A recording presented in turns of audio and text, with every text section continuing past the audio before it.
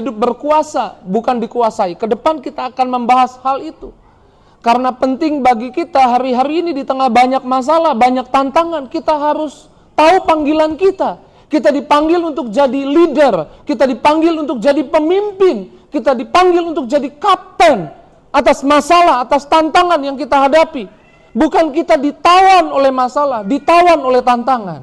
Yang percaya bilang amin. Dan kita akan belajar dari kisah Daud, di mana Daud menang melawan Goliat. Dan waktu Daud menang lawan Goliat, perempuan-perempuan menyanyikan nyanyian yang berkata bahwa Saul mengalahkan beribu-ribu, tapi Daud mengalahkan berlaksa-laksa. Dan itu membuat hati Saul panas, ya kan? Emosi, kesal. Kenapa Daud lebih dipuji? Rajanya kan bukan Daud, rajanya saat itu Saul. Sehingga Saul ingin membunuh Daud, kejar-kejar Daud. Dan kita akan belajar Daud dalam pelariannya, bersembunyi di gua Adulam. Yuk kita lihat ayat firman Tuhan, 1 Samuel 22 ayat yang pertama. Lalu Daud pergi dari sana dan melarikan diri ke gua Adulam. Ketika saudara-saudaranya dan seluruh keluarganya mendengar hal itu, pergilah mereka ke sana mendapatkan dia. Ayat 2, 1 Samuel 22 ayat 2, berhimpunlah juga kepadanya. Ada kata, saya tertarik, ada kata di depan, berhimpunlah. Berhimpun artinya apa? Berkumpul. Berhimpun artinya apa? Terkoneksi satu dengan yang lain. Karena ada kuasa waktu kita berhimpun. 2-3 orang berkumpul dalam nama Yesus, Yesus hadir. Amin. Berdua lebih baik daripada sendiri. 3 tali lebih kuat daripada 2 atau 1 tali. Jadi Alkitab menggambarkan ada kekuatan waktu kita berkumpul. Daud berkumpul. Ada yang berkumpul bersama Daud. Siapa yang berkumpul bersama Daud? Setiap orang yang dalam, orang-orang yang bermasalah. Lalu setiap orang yang dikejar tukang piutang, orang-orang yang utang-utang. Lalu setiap orang yang sakit hati berkumpul sama Daud. Kita menyebut hari ini 3 golongan ini adalah orang-orang yang toksik. Iya kan? Yang kumpul sama Daud orang-orang yang toksik. Dan media sosial tanpa sadar saudara lagi dorong kita untuk bilang jangan kumpul, jangan deket-deket sama orang yang toksik. Tapi ide pemikirannya saudara harus sadar, di balik pemikiran itu ada pemikiran bahwa hidup kita rentan. Hidup kita dipengaruhi, bukan mempengaruhi. Hidupmu itu ditawan, bukan menaklukkan. Kalau orang sekitarmu toksik, kamu bisa jadi toksik juga. Hidupmu itu rentan. Dan ini pemikiran yang bahaya nih. Ini pemikiran yang gak sesuai firman Tuhan. Hidupmu itu diberkati, hidupmu itu berkuasa, hidupmu itu berkemenangan. Amin. Daud kumpul sih sama orang toksik. Tapi kalau kita lihat, Daud jadi pemimpin. King James Version, Daud jadi kaptennya mereka. Dan bersama dengan orang-orang itu, yang toksik itu ada berapa orang? 400 orang. Tapi 400 orang itu kalau kita ikuti, Daud ada di tengah-tengah orang yang toksik. Daud nggak jadi toksik. Daud justru mengubah orang-orang yang toksik jadi pasukannya. Saudara harus sadar nih. Buah pemikiran yang Tuhan taruh di hati saya bukan artinya kita nggak jaga pergaulan kita. Tapi hati-hati dengan pemikiran bahwa hidupmu itu rentan. Hidupmu itu ditawan. Hidupmu itu dipengaruhi. Bukan hidupmu mempengaruhi. Ini bahaya nih pemikiran seperti ini. Karena memang ya, di perjanjian lama, yang negatif itu bisa mempengaruhi dan bahkan mengalahkan yang positif. Itu di perjanjian lama. Orang pendarahan, orang kusta, kalau ada orang yang tahir, orang yang sehat, jangan dekat-dekat orang itu. Kenapa? Sekalipun dia tahir, sehat, kalau dia menyentuh orang pendarahan, dia menyentuh orang kusta, dia jadi najis. Jadi yang negatif itu bisa mempengaruhi yang positif. Tapi sejak Yesus datang, keadaan berubah. Dan sekarang di hidupmu ada Yesus. Pola pikirmu harus berubah. Amin. Sejak ada Yesus, hidupmu nggak pernah sama lagi. Sejak Yesus datang, makanya ini harus jadi pertanyaan di hidup kita. Apakah kita dalam hidup ini jadi kapten atau jadi tawanan? Ya, dalam hal kisah yang tadi, tawanan dari masalah, tawanan dari tekanan, tawanan dari kekurangan, tawanan dari kepahitan. Atau kita menaklukkan ketekanan, menaklukkan kekurangan, menaklukkan kepahitan. Kembali ke yang tadi. Waktu Yesus hadir, keadaan berubah, berputar balik. Kalau ada orang kusta menyentuh orang tahir itu jadi najis. Tapi waktu Yesus datang, Yesus jamah orang kusta. Matius 8 ayat 3. Lalu Yesus mengulurkan tangannya menjamah orang itu orang kusta. Seketika itu juga orang kusta itu jadi berubah beda. Sejak ada Yesus, yang positif mengalahkan yang negatif. Amin. Saya mau bilang, di hidupmu ada Yesus. Harusnya engkau punya iman. Orang-orang yang dekat-dekat terkoneksi dengan hidupmu, mereka mungkin toksik, tapi karena dekat-dekat kamu, mereka diubahkan Tuhan melalui hidupmu. Itu tepuk tangan dulu yang dahsyat, yang luar biasa buat Yesus. Ini ide pemikiran yang buat kita rasanya rentan. Kita jangan deket-deket sama orang yang toksik. Dan dunia lagi, akhir zaman pasti banyak orang toksik. Akhirnya kita hidup menyendiri. Kalau kita hidup menyendiri, saya mau bilang gak ada kuasa, gak ada belajar di sana, gak ada pertumbuhan di sana. Waktu anak saya, Victoria, sekolahnya online, gak datang lagi ke sekolah. Ada satu hal yang saya khawatirkan waktu dia belajar dari rumah. Apa yang saya khawatirkan? Karena dia gak ketemu sama orang, gak ketemu sama temennya. Kenapa emang gak ketemu sama temennya? Kan bisa online. Gak ketemu sama temennya, gak ketemu masalah. Waktu dia sekolahnya gak online, waktu masih kecil tuh gak online, ada teman sebangkunya yang deket dia, itu jahat sama dia. Kalau dikit-dikit dia punya penghapus tuh, hapusan, suka diambil, dibuang ke tong sampah sama temennya. Anak saya cerita sama saya nggak emosi datengin gitu kan, labrak, enggak. Saya bisa ngajar di sana. Kenapa? Karena dia terkoneksi sama yang lain, jadi ada konflik, jadi bisa belajar, jadi bisa bertumbuh. Amin. Jangan takut deket-deket orang yang toksik. Di dalam kita ada roh yang berkuasa. Amin. Ada Yesus. Daud kumpul sama 400 orang-orang toksik. Dia gak jadi toksik. Orang-orang toksik itu diubah lewat Daud. Amin. Maksud saya gini loh. Ini hati-hati nih, pemikiran-pemikiran yang bisa membuat kita jadi lemah, jadi kalah. Boleh ada tantangan, boleh ada masalah di hidupmu.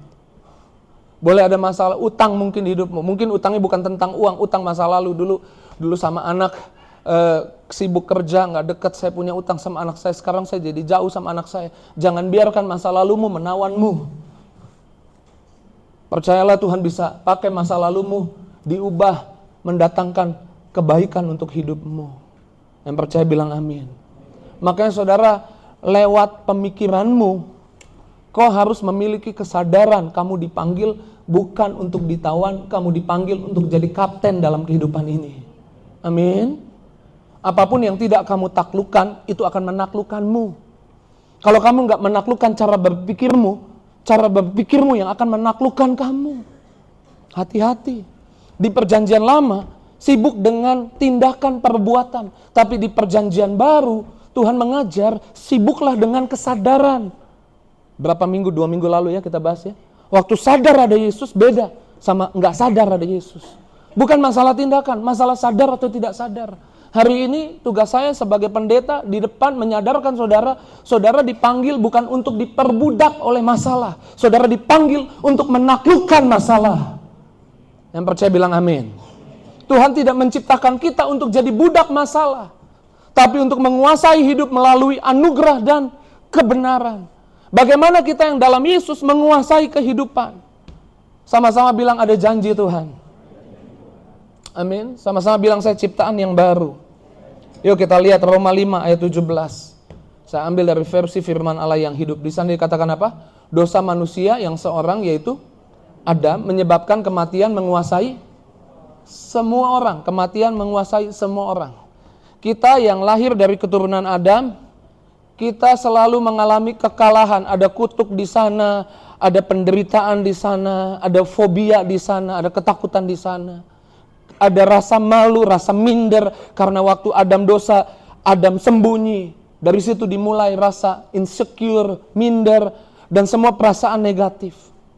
Tapi ketika kita percaya Yesus, kita lahir baru, kita percaya Yesus korban buat kita, dan kita menerima pengorbanannya, keadaan sudah berubah. Amin. Mana yang mau menerima pengampunan oleh darah Yesus?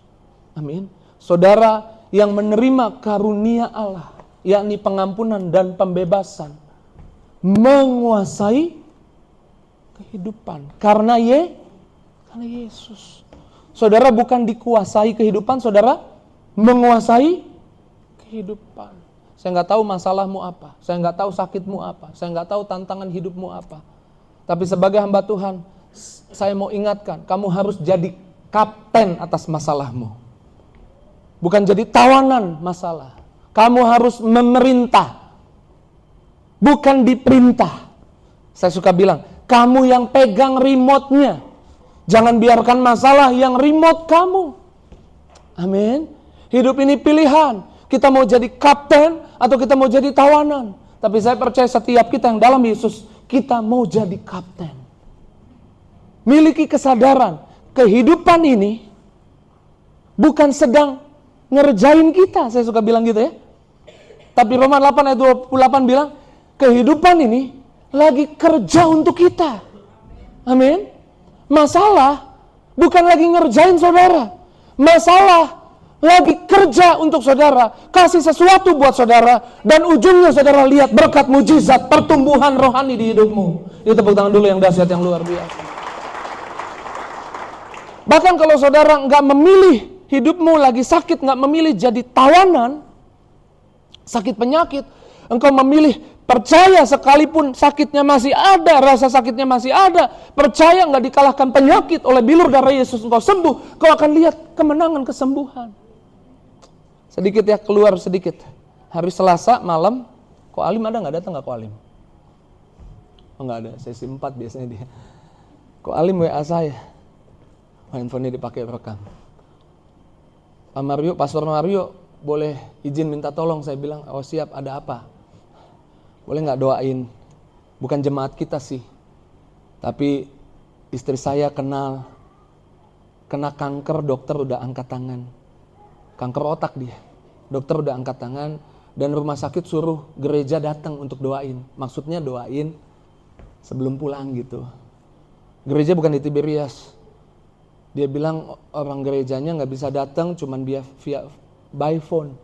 Bisa nggak? Boleh nggak datang? Saya malam itu saya bilang, waduh saya malam ini nggak bisa.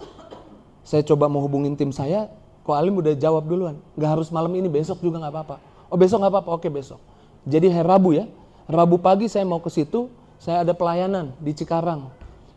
Jadi saya nanti aja pulangnya deh kalau gitu.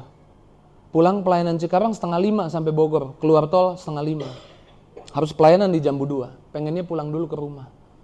Tapi entah mengapa tergerak, ya kasihan nggak ada yang kunjungin, ya udah saya datang. Sampai di RSUD hujan gede banget. Mau keluar tambah males. Hujan gede. Tapi saya paksakan saya keluar, saya hubungi keluarganya, lalu dia bilang, iya kita masuk ke ruang perawatan, dibawain masker gitu kan. Bapak harus pakai masker ya? Iya pakai masker. Karena di ruang perawatan. Waktu sampai di situ, tangannya diikat, kakinya diikat. Saya bilang, kenapa ini diikat kakinya, tangannya? Ya karena kanker, kalau kanker otak itu guling-guling katanya, muter-muter kadang. Dan waktu saya lihat, ya anaknya sih kayak matanya terbuka tapi nggak jelas gitu ya, pandangannya nggak ada arah, dan ngomong ngaco gitu, ngomong ngaco, nggak bisa diajak komunikasi. Makan lewat selang. Lalu saya bilang, ya udah kita perjamuan ya, pegang Yohanes 6 ayat 54, barang siapa makan dagingku, minum darahku, dia punya hidup kekal. Ini di otak saya lagi mau kasih tahu, kalau udah perjamuan yang penting kita pegang firman tuh Yohanes 6 ayat 54. Kalau kita udah perjamuan, kita pulang ke rumah Bapak, kita punya hidup kekal, maksud saya gitu. Tapi kemudian ibu ini bilang begini, tapi gimana kasihnya Pak? Kan makanan masuk lewat selang. Itu kan mulutnya masih bisa ngomong loh sebenarnya. Saya bilang gini, udah deh. Ini bahasa kasarnya sebenarnya dalam hati. Udah deh, kan dokter bilang tinggal tunggu waktu. Udah masukin aja darah Yesus lah pokoknya. Ini gitu, di pikiran saya. Saya bilang udah deh, pokoknya kita masukin darah Yesus. Oh gitu, ya oke deh Pak Pendeta, ikut aja kan, pendeta yang suruh ya kan. Ya udah buka perjamuan, nggak kasih tubuhnya si darah Yesus, di sendok. Lalu dibuka tuh maskernya, dimasukin. Nah udah masuk saya bilang. Ada darah Yesus. Hidup kekal kepastian saya bilang. Habis itu saya bilang ya kita doa ya Bu, diurapin. Selesai saya mau pulang saya bilang, kita sudah kerjakan bagian kita. Apa bagian kita? Kita sudah doain, saya sudah kasih perjamuan, saya sudah urapin. Sisanya terserah Tuhan. Tapi iman saya, ini adiknya. Adik ibu pasti sembuh, pasti sehat. Udah saya pulang. Besoknya dia kasih kabar. Puji Tuhan Pak Pendeta, adik saya sudah main handphone. Lagi WA kakaknya, minta ciki citos. Emang tepuk tangan yang biasa. Setelah itu, ya ada di handphone sih. Kalau nggak saya dengerin. Setelah itu, dia rekam. Nyanyian pujian di setelin di handphone. Adiknya ikut nyanyi. Dan tadi kok Alim WA saya. Pak, dia udah nggak di ruang perawatan lagi. Dia sudah di ruang biasa. Sudah baik keadaannya. Jauh lebih baik. Satu hal yang saya mau bilang. Bahwa darah Yesus lebih berkuasa daripada kanker otak. Amin. Dan di hidupmu ada darah Yesus. Di hidupmu ada kekuatan yang luar biasa. Amin. Di dalammu ada Yesus Kristus. Jadi jangan takut sama masalahmu. Jangan takut sama utang-utang. Jangan biarkan masalah, utang-utang, kepahitan menawan hidupmu. Kamu dipanggil untuk menaklukkan semua itu. Dan lihat kemenangan yang datang dari Tuhan. Ya tepuk tangan sekali lagi yang dahsyat buat Yesus. Saya percaya saya ditugaskan oleh Tuhan untuk mengingatkan jemaat Tuhan. Di tengah banyak tantangan, banyak masalah. Kamu harus jadi kapten atas masalahmu. Amin. Kamu harus jadi kapten atas sakit hatimu. Saya suka bilang gak ada orang yang bisa buat saudara sakit hati. Masa sih Pak Pendeta? Adalah. Enggak ada. Kalau saudara sampai sakit hati sebentar boleh. Tapi kalau saudara tersinggung sebentar boleh. Ya, buat jemaat kompromilah 30 menit bolehlah. Kalau buat saya gak boleh lebih dari 1 menit. Tersinggung sebentar boleh. Setelah itu sadar. Kita gak boleh ditawan oleh perasaan negatif. Amin. Kita harus jadi kapten atas perasaan kita. Kalau kita sakit hati, karena kita yang menyerahkan perasaan kita untuk sakit hati.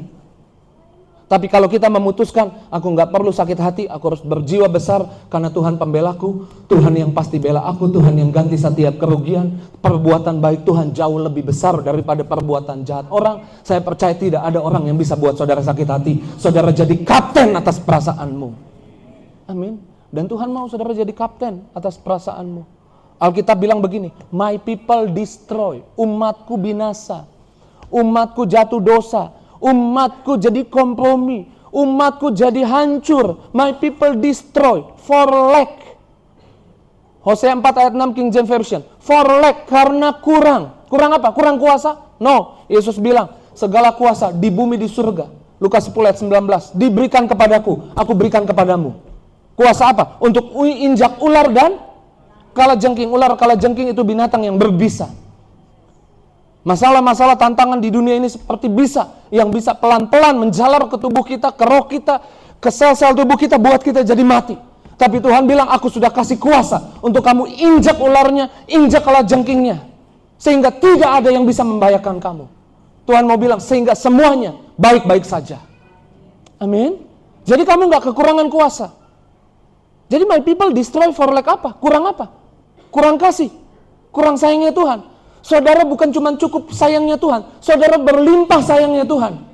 Di kayu salib Tuhan kasih nyawanya. Tuhan kasih darahnya. Tuhan kasih tubuhnya. Tuhan kasih hidupnya buat saudara. Saudara berlimpah kasih Tuhan. Jadi kita nggak kekurangan kuasa, kita nggak kekurangan kasih Tuhan, kita kekurangan apa? My people destroy for lack of knowledge. Kurang pengetahuan. Pengetahuan apa? Nggak tahu apa yang dia punya. Karena dia percaya Yesus, dia punya kuasa, dia punya kasih Tuhan, dia punya berkat Tuhan, dia punya kemenangan yang dari Tuhan, amin.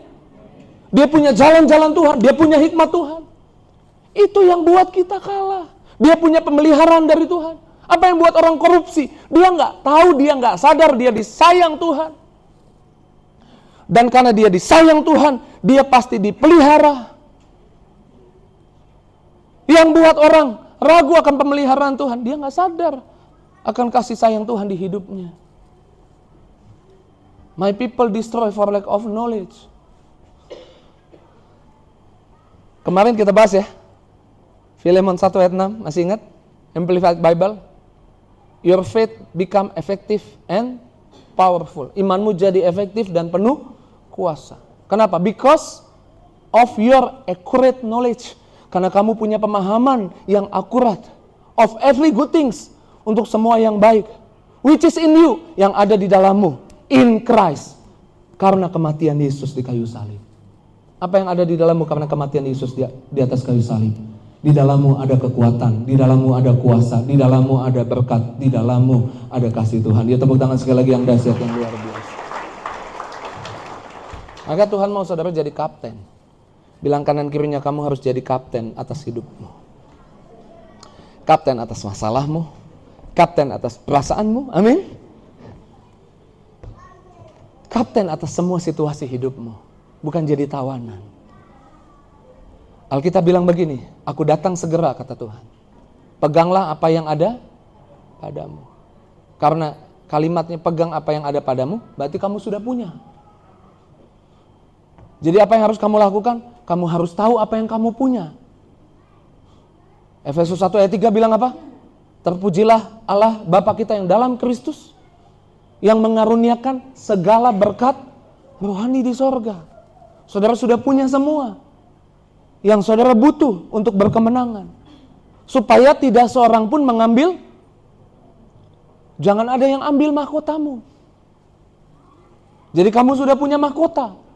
Mahkota di sini apa? Otoritas rohani dan posisi rohani. Saudara sudah punya posisi rohani. Saudara orang benar. Saudara bukan orang berdosa. Saudara orang yang diberkati Tuhan, bukan yang dikutuk Tuhan. Saudara tahu posisi rohanimu. Saudara tahu otoritasmu. Jangan biarkan masalah, sakit hati, tantangan, kekecewaan membuatmu lupa posisi rohanimu. Jangan ada yang ambil mahkotamu. Jangan jadi tawanan atas masalahmu. Jadilah kapten atas masalahmu. Ini diam semua memperhatikan atau kaget ini Pak Pendeta kenapa begini banget ngomong. Saudara disemangati? Saudara dikuatkan? Tuhan yang menguatkanmu. Karena Tuhan mau kamu beriman. Karena apa yang kamu butuh, kamu perlu selama hidup di bumi bisa diambil dengan iman. Next. Wahyu 1 ayat 5-6 bilang begini. To him who love us and was us. Lihat urutannya. Love us and was us. Saudara harus punya kesadaran. Saudara dikasihi Tuhan. Mana yang duluan dikasihi atau disucikan? Dalam teks bahasa Indonesia disucikan. Dikasihi atau disucikan di ayat ini? Urutannya. Dikasihi. Tapi agama ajar saudara disucikan dulu supaya bisa dikasihi. Itu perjanjian lama. Perjanjian baru, waktu saudara menyadari saudara dikasihi karena korban Yesus di atas kayu salib. Itu yang buat kamu menyucikan diri. Itu yang buat kamu hidup kudus. Itu yang buat kamu menolak dosa. Amin. Jadi urutannya benar nih. Love and wash. Kan saya suka kasih ilustrasi simple ya. Saya punya anjing kecil dulu namanya Ciko. Tapi Ciko udah pulang gitu ya. Ke rumah bapak, nggak tahu juga sih kemana pulangnya. Puji Tuhan ada yang gantiin Ciko. Saya punya mini pincher dulu namanya Ciko, diganti.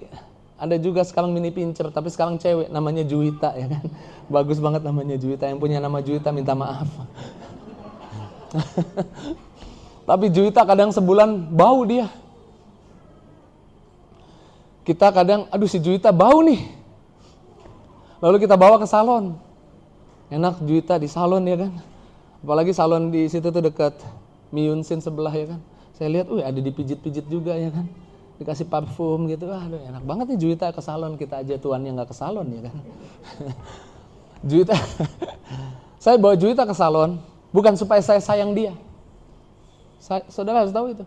Saya bawa dia ke salon, saya ulang, saya bawa dia ke salon, bukan supaya saya, istri saya, anak-anak saya bisa sayang dia. Tapi saya bawa ke salon, kita bawa ke salon, karena Juwita udah bau, kita bawa ke salon, karena kami sayang dia. Amin. Saudara harus tahu dulu polanya nih. Hari ini saudara harus sadar, Tuhan sayang saudara. Karena Tuhan sayang saudara, saudara disucikan. Kadang disucikan lewat proses, lewat ketemu orang, ketemu konflik. Tapi itu proses penyucian. Tapi nggak usah khawatir tentang konflik, tentang penyucian itu. Saudara dikasihi. Karena saudara dikasihi, saudara disucikan. Supaya saudara berfungsi jadi apa? Made us apa? King and priest. Jadi raja dan supaya saudara berfungsi jadi raja dan imam. Jadi raja dan imam. Saudara tahu fungsi raja? Kekuatan raja memerintah. Apa yang raja ngomong harus diikutin, harus jadi. Supaya saudara berfungsi bisa berani jadi raja. Saudara harus tahu dulu, saudara dikasihi. Dan karena dikasihi ada proses hidup. Membuat saudara disucikan. Tapi proses hidup itu bukan Tuhan jahat, bukan supaya saudara bisa dikasih, bukan. Tapi proses hidup itu terjadi karena saudara dikasihi. Tuhan mau buat hidupmu jadi lebih indah. Yang percaya bilang amin. Waktu hidupmu lebih indah, pemahamanmu lebih benar, kau bisa berfungsi jadi raja. Raja ngapain? Memerintah, jadi kapten. Kalau di luar, tadi siang panas banget tuh. Panas banget. Lalu saudara masuk mobil saudara ada di tempat yang panas lagi. Gimana masuk mobil panas apa dingin? Panas. Waktu saudara nyalakan mobilnya, apa yang saudara lakukan? Nyalain AC-nya. Saudara yang atur suhunya. Mau diatur berapa? 18? 16 derajat, pokoknya dingin, di fullin dinginnya. Langsung dingin? Enggak. Tunggu sebentar. Tapi pasti dingin? Pasti dingin. Karena engkau raja, kamu harus berani memerintah dalam hidup. Masalah pasti selesai. Sakitku pasti sembuh. Langsung sembuh? Ya bisa iya, bisa tidak, bisa tunggu maksudnya bukan tidak. Tunggu sebentar. Tapi yang pasti, apa yang kau katakan, kalau engkau ngerti, engkau dikasih, engkau disucikan oleh Tuhan, engkau bisa berfungsi sebagai raja, engkau berani memerintah dalam hidup. Amin. Dan sebagai imam, engkau berani berdoa, minta sama Tuhan. Yuk kita lihat dari Daud. Ketika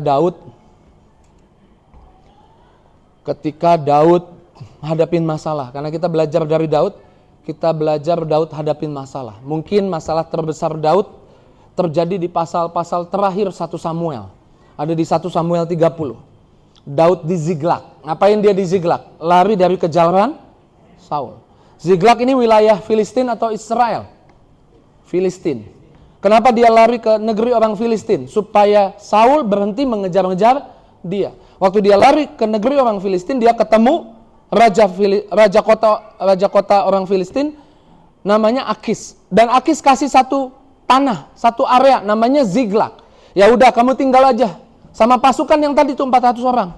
Sama istri, anak-anak, bangun kehidupan di Ziklag. Waktu bangun kehidupan di Ziklag, ada perang besar akan terjadi. Israel lawan Filistin. Dan karena Raja Akis kenal Daud, jadi Daud diajak ikut bantu perang. Daud ikut peranglah lawan Israel. Kamu kan sekarang di Filistin. Ajak semua laki-laki dewasa yang tinggal di Ziklag. Diajaklah semua. Kumpul di bawah satu pasukan besar. Setelah kumpul di bawah satu pasukan besar, disortir, kamu dari kota mana? Kamu dari kota mana? Datanglah giliran. Daud, dari kota mana? Ziklag. Bukankah kamu orang Israel? Iya, tapi udah pindah ke Ziklag. Bukankah kamu yang kalahin Goliat? Iya. Ya udah kamu nggak usah ikut. Ini peperangan kami lawan Israel. Jadi Daud disuruh pulang sama pasukannya. Waktu disuruh pulang sama pasukannya, itu perjalanannya 3 hari. Proses itu 3 hari. Waktu sampai di Ziklag, Ziklagnya udah habis dibakar. Karena laki-laki dewasa meninggalkan kota Ziklag. Ziklagnya habis dibakar, setelah habis dibakar, anak istrinya ditawan, dibawa musuh. Harta bendanya dibawa semua. Ini masalah besar.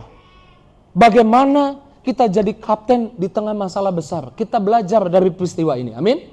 Yuk kita lihat. Di 1 Samuel 30 ayat 4, ayatnya bilang begini. Yuk kita baca sama-sama. 2, 3. Lalu menangislah Daud dan rakyat bersama-sama dengan dia dengan nyaring sampai mereka tidak kuat lagi menangis. Apa yang Daud lakukan? Menangis. Jadi kapten, jadi pemimpin bukan berarti tidak pernah nangis. Tapi harus berani, sadar ada emosi negatif yang harus dilempar, harus keluar dari dirimu. Dan itu harus kau adukan di hadapan Tuhan. It's okay untuk nangis di hadapan Tuhan. Bukan cengeng. Tapi Tuhan mau emosi negatif itu keluar semua dari hatimu. Curahkan di hadapan Tuhan. Nangis sekuat-kuatnya. Bahkan Daud sampai gak kuat lagi nangis. Alkitab bilang, Tuhan dekat dengan orang yang hancur hati. Kitab Mazmur bilang. Yesaya 42 ayatnya yang ketiga, The Message Bible bilang begini. Tuhan tidak mengabaikan orang yang terluka. Orang yang remuk hatinya. Tuhan tidak menyingkirkan orang yang sedang sedih. It's okay untuk nangis. Jadi untuk jadi kapten, untuk memerintah dalam hidup, kadang-kadang kita perlu nangis di hadapan Tuhan. Supaya emosi negatifmu keluar dan kau dapat kelegaan. Amin. Waktu Lazarus sakit, Marta Maria bilang, Yesus datang dong. Tapi Yesus gak datang sampai akhirnya Lazarus mati. Yesus baru datang hari keempat setelah Lazarus mati. Yesus datang ke situ untuk bangkitkan Lazarus. Tapi di depan kubur Lazarus, Maria di hadapan Yesus gak ngerti. Maria nangis. Yesus datang ke situ untuk ngapain? Bangkitkan Lazarus. Tapi Maria gak paham. Maria ngapain? Menangis.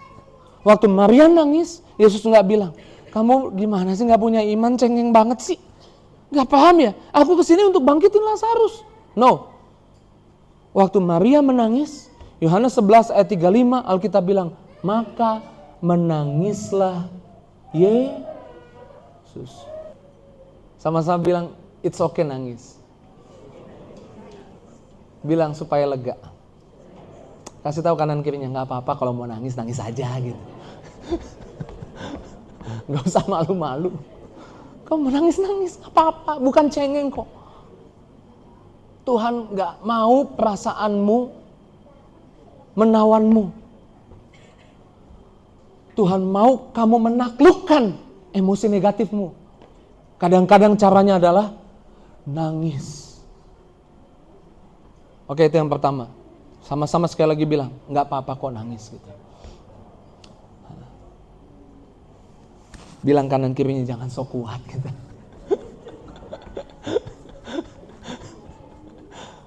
Kalau udah nyesek nangis aja udah ya kan. Tuhan menampung air matamu di kirbatnya. Dan kau yang datang pada Tuhan, Tuhan pasti kasih kelegaan. Dan kalau air matamu ada di kirbat Tuhan, siap-siap Tuhan ganti semua itu dengan berkat, dengan kemenangan, dengan sukacita, dengan kebaikan yang baru. Tepuk tangan yang dahsyat, yang luar biasa. Setelah Daud nangis, keadaan bukan membaik, keadaan memburuk. Kenapa memburuk?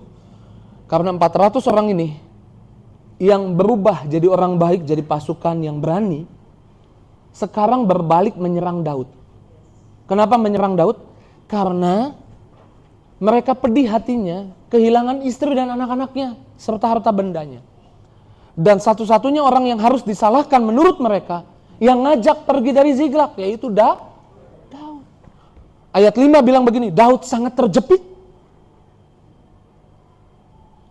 Gak tahu harus gimana. Waktu Daud sangat terjepit, Alkitab bilang begini, but David encouraged himself in the Lord. Waktu keadaan begitu, mendorong saudara-saudara sangat tertekan, untuk saudara jadi kapten untuk masalah tantanganmu. Kadang-kadang ini yang harus saudara lakukan.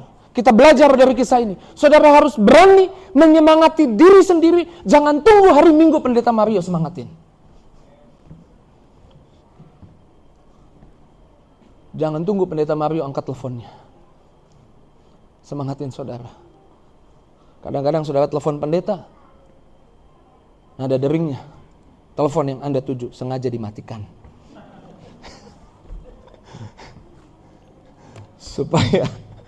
Supaya saudara tidak menunggu orang lain menyemangatimu.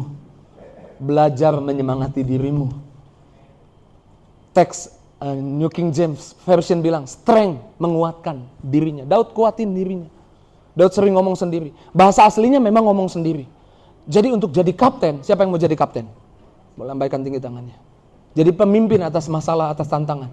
Gak mau jadi tawanan, boleh lambaikan tinggi tangannya. Belajar ngomong sendiri. Siapa yang mau belajar ngomong sendiri? Jangan di pinggir jalan ya, nanti takut diangkut ya kan. Tapi ayatnya bilang begini, encourage himself. Bahasa aslinya ngomong sama dirinya sendiri. In the Lord, omongin firman Tuhan. Ada masalah saya tahu, berat buat saya, susah buat saya. Tapi Yosua 1 ayat 5 bilang, janji Tuhan buat Yosua, janji Tuhan buat saya juga. Hai jiwaku dengar baik, tidak seorang pun dapat bertahan menghadapi engkau. Gak ada masalah, gak ada tantangan yang bisa bertahan menghadapiku. Yosua 1 ayat 8-nya bilang, jalanku berhasil beruntung. Roma 8 ayat 31 bilang, bahwa kalau Allah ada di pihakku, Tuhan ada di pihak kita. Hai jiwaku dengar, Tuhan ada di pihak kita. Siapa lawan kita? Roma 8 ayat 37, kita bukan cuma menang, kita lebih dari pemenang. Saya percaya kalau di tengah tantangan, di tengah masalah, kau berani menyemangati diri sendiri, gak tunggu pendetanya semangatin, gak tunggu orang lain semangatin. Saya percaya bertambah kekuatan untuk kau hadapi masalah. Amin. Sekali lagi yang mau jadi kapten di hidupnya, kapten di masalahnya, kapten di perasaannya, kau harus belajar ngomong sendiri. Jangan tunggu pendetanya, jangan tunggu orang lain. Belajar menguatkan diri sendiri dengan firman, dengan pujian. Kadang kita gak ngerti harus ngapain lagi. Nyanyi aja. Sebab kau besar, perbuatanmu ajaib, tiada seperti engkau. Abis ditipu ratusan juta ya kan. Tiada seperti engkau, sebab kau besar. Hatinya bilang sambil nyanyi, aku percaya Tuhan bisa ganti. Memang aku ceroboh tapi Tuhan bisa ganti. Amin. Kuatkan dirimu lewat pujian, lewat doa. Doa Tuhan, tolong aku Tuhan, aku gak kuat, aku gak mampu. Lewat pernyataan iman, nyatakan imanmu. Ujung masalah saya pasti ada mujizat. Amin. Saya percaya kalau saudara ngerti dua aja, saudara sudah berhasil jadi kapten di hidupmu. Saudara bukan jadi tawanan di hidupmu. Ya, tepuk tangan sekali lagi yang dahsyat, yang luar biasa. Ayat 7 bilang begini, pemain musik boleh siap-siap. Lalu Daud memberi perintah kepada Imam Abiatar bin Ahimelek, bawalah efod itu kepadaku. Maka Abiatar membawa efod itu kepada Daud. Efod itu baju imam. Efod apa? Baju imam. Jadi Daud ingin segera datang kepada Tuhan. Enggak tunda-tunda. Waktu ada masalah, jangan cari orang dulu, jangan cari teman yang punya jabatan dulu. Datang dulu sama Tuhan. Amin. Dan waktu datang sama Tuhan, saudara boleh luapkan semua yang kau rasa. Apa yang kau pikir, ceritain sama Tuhan. Mau itu benar, mau itu salah, ceritain sama Tuhan. Kalau salah nanti Tuhan koreksi, nanti Tuhan perbaiki. Tapi beranilah ceritain itu sama Tuhan. Dan Daud menceritakan itu sama Tuhan. Kemudian bertanyalah Daud kepada Tuhan, katanya, haruskah aku kejar gerombolan itu? Dapatkah mereka kususul? Bahkan Daud gak percaya diri. Daud mau bilang gini sama Tuhan, Tuhan, aku gak percaya bisa susul. Aku nggak percaya bisa pulih. Bisa nggak sih Tuhan? Bisa nggak sih? Kalau aku lihat ini kayaknya susah Tuhan, nggak mungkin. Nggak mungkin aku lewatin nih Tuhan. Nggak mungkin lolos nih Tuhan. Saudara boleh cerita semua sama Tuhan. Dan Tuhan berfirman kepadanya, kejarlah. Tuhan selalu menyemangati kita. Buat saudara yang sedang dalam masalah, saudara yang berkata, bisa gak masalah saya selesai? Tuhan bilang, hadapi masalahmu. Bisa gak sakit saya sembuh? Tetap kuat, tetap beriman. Sebab sesungguhnya engkau dapat menyusul mereka. Tuhan selalu dukung kita. Bisa, kamu bisa pulih kok. Kamu bisa bangkit kok. Tuhan bilang gitu loh. Buat saudara yang tanda tanya nih hari ini, Pak, saya kehilangan pekerjaan. Saya masih bisa gak sih dapat pekerjaan di tengah orang-orang lagi susah dapat kerja? Ini konfirmasi dari Tuhan. Tuhan bilang lewat ayat ini, bisa, kamu bisa kerja lagi. Saya kehilangan kesempatan kemarin. Saya mengalami kerugian. Bisa pulih gak keluarga saya? Bisa pulih gak kesehatan saya? Ini konfirmasi dari Tuhan. Bisa, Pak Bu, bisa. Anak-anak muda bisa. Bersama Tuhan bisa. Bisa, bisa, bisa, bisa, bisa, bisa, bisa. Amin. Kau bisa lewati, kau bisa lolos, kau bisa menang. Amin. Pemimpin, kapten, itu gak ragu untuk datang cerita sama Tuhan dan minta kekuatan dari Tuhan. Dan setelah itu Daud melangkah. Waktu Daud melangkah, ada jalan yang Tuhan buka. Sampai dia ketemu sama markas musuh. Waktu ketemu sama markas musuh, kemudian Daud bersama pasukannya berperang melawan mereka. Dan ini yang terjadi, ayat 19. Yuk kita baca sama-sama, 2-3. Tidak ada yang hilang pada mereka. Dari hal yang kecil sampai hal yang besar. Sampai anak laki-laki dan anak perempuan. Dari jarahan sampai segala sesuatu yang telah dirampas mereka, semuanya dibawa Daud kembali. Jadi bisa pulih nggak? Bisa. Jadi bisa kembali nggak apa yang hilang? Dari yang kecil sampai besar yang hilang di hidupmu, kesempatan yang hilang, kesehatan yang hilang, berkat yang hilang, bisa kembali. Nama baik yang hilang, bisa kembali, bisa didapatkan kembali. Amin. Jadi kapten, jangan jadi tawanan. Saudara dipanggil, dengar baik ini. Saudara dipanggil bukan untuk lihat kekalahan. Saudara anak Tuhan Yesus, di dalammu ada Yesus. Saudara bukan orang biasa. Dengar baik, saudara bukan orang biasa. Saudara anak Tuhan. Saudara bukan orang yang rata-rata. Saudara anak Tuhan. Saudara diurapi. Saudara dipilih. Saudara dikasihi. Saudara bertalenta. Amin. Tuhan sudah korban buat hidupmu di atas kayu salib. Engkau tidak dipanggil untuk lihat kekalahan. Memang kau mungkin melihat masalah hari ini, kau melihat tantangan hari ini, kau lihat ada diagnosa dokter, ada sakit hari ini. Tapi ujungnya kau dipanggil bukan untuk lihat kekalahan, engkau dipanggil untuk lihat kemenangan yang Tuhan sudah bayar di atas kayu salib buat hidupmu, buat keluargamu.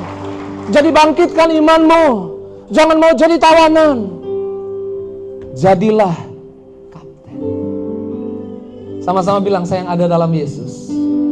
Ujung dari semua masalah, sakit, dari semua tantangan, bukan kutuk, tapi berkat. Mana yang percaya boleh lambaikan tinggi tangannya. Saya mau lihat tangannya. Nyanyikan syukur kita. Ku percaya Kau Tuhan yang tak pernah gagal, menjadikanku lebih dari pemenang. Ku percaya Kau Tuhan yang tak pernah lalai,